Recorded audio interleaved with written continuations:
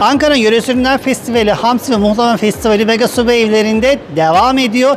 16 Kasım'a kadar ziyaret edebileceğiniz bu festivalde yöresel ürünler ve aynı zamanda hediyelik eşya ürünler sizlerle buluşmuş olacak. Ara tatilde çocuklarınız için harika bir aktivite olarak da bu yöresel ürünlerle tatmaya davet ediyoruz. Şimdi sizi festivale ait görüntülerle baş başa bırakıyoruz.